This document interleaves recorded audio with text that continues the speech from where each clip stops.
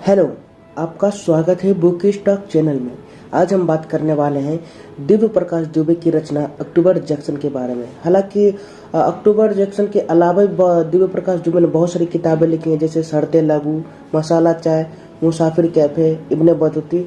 और इनकी जो है कि ऑडियो बुक्स आप जानते हैं तो स्टोरी टेल पे और ऑडिबल, अमेजोन की जो ऑडिबल है उस पे इनकी मतलब कि एक स्टोरी बाजी नाम से अकाउंट है और वहाँ पे ये अपनी कहानी सुनाते हैं अपने आवाज में। और इनकी एक कहानी है पिया मिलन चौक, जो कि सबसे ज्यादा सुनी जाने वाली एक सीरीज के टाइप की है।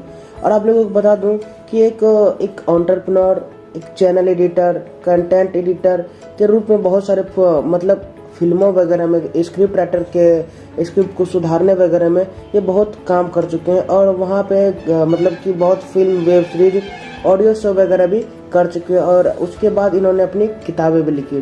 तो आप लोगों को बता दूं कि ये अक्टूबर जैक्सन एक बेस्ट सेलर बुक रही है दिव्य प्रकाश दुबे की, मतलब बहुत ही ज़्यादा बिकने वाली। और आप लोगों को ये जान के हैरानी होगी कि मेरे जो फेवरेट मतलब राइटर्स हैं वो है सत्य व्यास, दिव्य प्रकाश दुबे और नीलोत्पल मृणाल। यही तीनों जो राइटर हैं, इन्हीं तीनों की बुक मतलब मैं पढ़ा हूँ अभी तक में। और एक बहुत कम ही है जो कि दूसरों की मैं बुक पढ़ा हूँ, चेतन भगत की एक कुछ किताबें पढ़ा हूँ। तो दिव्य प्रकाश दुबे की जो रचना है अक्टूबर जैक्सन बहुत ही अच्छी है, मुझे बहुत ही ज़्यादा अच्छा लगा। हालांकि इसमें एक लड़के एक लड़की रहती हैं। लड़का बिजनेसमैन रहता है, एंटरप्रेन्योर रहता है, पर वो अपनी कहीं तस्वीरें नहीं जल्दी दिखाता। वो कैमरा साहब, मैं कहते हैं ना कि कैमरा साहब, वो रहता है। और लड़की रहती है कि मैं किताब लिखूं जिससे कि मैं फेमस हो जाऊं पूरी दुनिया में। और जो वो लड़का रहता है वो फेमस होते हुए भी किसी को दिखाना नहीं चाहता कि मैं सुदीप यादव हूँ, मैं इतना बड़ा एंटरप्रेन्योर हूँ कि मुझे दुनिया जाने। और लड़की इतनी छोटी होती, मतलब कोशिश करती है कि मैं इतना बड़ा बनूं कि मुझे दुनिया जाने। लेकिन वो दोनों की मुलाकात बनारस के एक रेस्टोरेंट में होती है। वहाँ से धीरे धीरे मिलते हैं और वो तारीख रहता है 10 अक्टूबर। और उस तारीख के मिलने के बाद जब वो दोनों के जाने का टाइम होता है तो एक दो दिन मतलब उस टाइम वो सिग्नेचर मांगते हैं। वो लड़का जो है वो लड़की से ऑटोग्राफ मांगते हैं। कहीं तुम बड़ी राइटर बन गई तो फिर तुम्हारा ढूंढ नहीं पाऊंगा ना, इसलिए अभी तुम ऑटोग्राफ अपना दे दो। तो वो लिख देती है, सिग्नेचर दे देती है और नीचे में तारीख लिख देती है 10 अक्टूबर। और फिर मतलब मिलने का, फिर पूछते हैं कि मिलने का अपना वो कांटेक्ट नंबर भी दे देती है, अगर मन करे तो कांटेक्ट कर लेना। तो उसके बाद जब वो अगले साल एक दिन पहले फिर कॉल करते हैं कि मुझे तो वहाँ जाना है मिलने के लिए। फिर वो मिलते हैं, बात करते हैं। ऐसे ही हर साल होता है, अलग अलग जगह पे। कोई लड़की कहीं अलग जगह रहती है तो लड़के को बुला लेते हैं, और लड़का कहीं नहीं आ पाए तो लड़की वहाँ खुद चली जाती है। ऐसे ही होता है 4-5 साल, 6-7 साल। और उसके बाद लगभग 7-8 साल तक ऐसा ही चलता रहता। उसके बाद लड़के की कंपनी जो रहती है उसमें वो CEO रहता है, पर उसके जो असिस्टेंट रहते हैं, मैनेजर रहता है, वो इसके खिलाफ रहता है। मतलब कि वो अंदर से साजिश कर रहा है इसे हटाने का।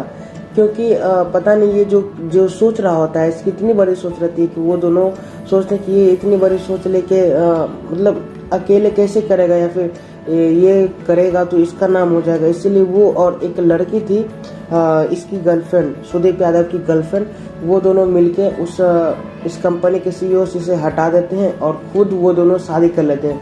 पर सुदीप को, जो एंटरप्रेन्योर रहता है, उसको इससे बुरा नहीं लगता है। वो खुश रहता है और उसे खुश रहने का ही आशीर्वाद देता है और कांग्रेचुलेशन का आशीर्वाद देता है। जब कोर्ट में इसे ले जाया जा रहा होता है कि इसके वजह से कंपनी अच्छी नहीं चल रही है, घाटे में चल रही है, लॉस में चल रही है, इसके शेयर्स गिरते जा रहे हैं। तो ये कुछ नहीं कहता और इसे रिटायरमेंट के तौर पे कुछ 300 करोड़ रुपए मिल जाते हैं। अगर ये उस रुपए को बैठ कर भी खाता तो इससे कोई फर्क नहीं पड़ता। पर इसने बहुत सारे रुपए किसी को गिफ्ट दे दिए, किसी को दान कर दिए। और वो लड़की भी थी, लड़की से जब मिला तो उसने उसको बोला कि मुझे 300 करोड़ रुपए मिले हैं। तो लड़की ने कहा वाह, अब तुम्हें तो कोई कमाने की जरूरत नहीं, तुम तो बैठ के भी खा सकते हो। तो उस लड़के ने पूछा क्या तुम्हें चाहिए रुपए? तो लड़की की नहीं, मुझे तुम्हारे रुपए क्यों चाहिए। उसने इग्नोर कर दिया। लेकिन वो एक राइटर बनना चाहती थी और उसकी राइटर बनने के तौर बहुत कठिनाइयाँ आई। वो शुरू में लिखती थी, बहुत अच्छा लिखती थी, और उसे घोस्ट राइटर के रूप में लिखना पड़ता था। मतलब कि लिख रहे हो आपको उसके लिए रुपए मिल जाएंगे पर नाम किसी और का होगा।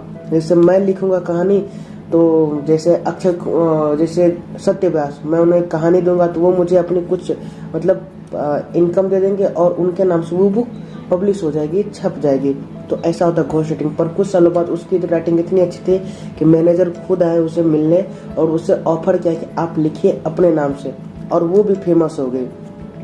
फेमस होने के बाद सुदीप यादव भी अपने घर पे ले गया। हालांकि सुदीप यादव अपने पिताजी से बात नहीं करता था, उसके माँ की डेथ के बाद अपने पिताजी से वो अच्छे से बातें नहीं करता था। फिर वो एक दिन रिटायरमेंट के बाद सोचा कहाँ जाऊँ, तो वो घर चला गया अपने सुकून को पाने के लिए, और लड़की को भी ले गया। तो उसके पिताजी सोच रहे थे कि क्यों ना ये दोनों शादी कर ले, पर वो दोनों शादी करना नहीं चाहते थे क्योंकि वो ऐसा प्यार नहीं था, बस एक लगाव था कि हाँ मिलना है। तो ऐसा ही होता है। और मतलब कि जब एक दिन वो कहीं जा रहा होता है, उसका लड़के का एक्सीडेंट हो जाता है, और उसके मतलब जो मार्केट में जब बुक आई होती है तो लड़के का नाम रहता है सुचित्रा पाठक। सुचित्रा पाठक की बुक जैसे कि 30,000 रुपये 30 लाख हर साल कमाती है उस बुक से।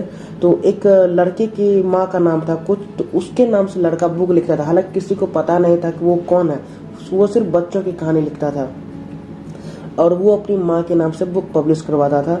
तो वो भी जैसे ये 30 लाख की सैलरी सेल कर रहे तो वो 20 लाख की सेल करती थी, क्योंकि उसका कोई नाम नहीं था, कोई फोटो नहीं था, कोई उसकी जान पहचान नहीं थी, इसीलिए इतना कम था।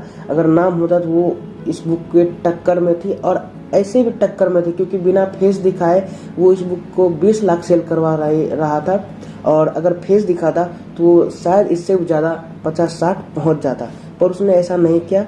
और ये दोनों इस लड़के की और लड़की की बुक टक्कर में थी, पर पता नहीं, किसी को पता नहीं था। जब लड़की वहाँ गई तो उसने कहा ये बुक किसकी है, तो उसके पिताजी कहते हैं कि ये लड़का से ही पूछते हैं कि ये बुक किसने लिखी है, तो उसने कुछ नहीं कहा, क्योंकि वो जो नाम रहता है उसके पिताजी जानते हैं ये इसकी माँ का नाम है।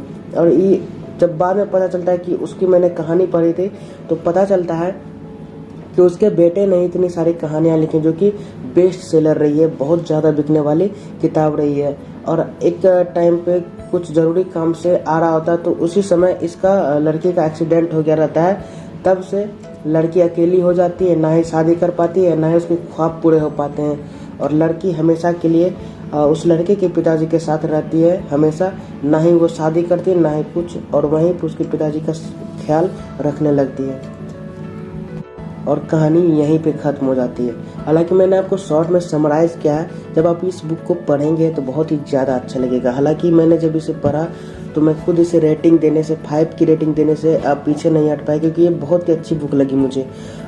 सत्यव्यास की, नीलोत्पल मृणाल की, दिव्य प्रकाश दुबे की। जब आप किताब पढ़ेंगे ना तो आपको दिल छू जाएगा, एकदम से लगेगा कि नहीं कि यार क्या मैं मूवी देख रहा हूँ, क्या इसमें एकदम से लगेगा कि यार एक मूवी है और उसे मैं फील कर रहा हूँ। एकदम से बहुत ही अच्छा फील आएगा आपको जब इनकी किताबें पढ़ेंगे।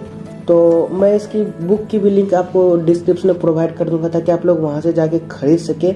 और ऐसे ही ऑडियो बुक सुनने के लिए हमारे चैनल को सब्सक्राइब करें, ताकि हर वीक आप लोगों को नए नए ऑडियो बुक सुनने के लिए मिलती है।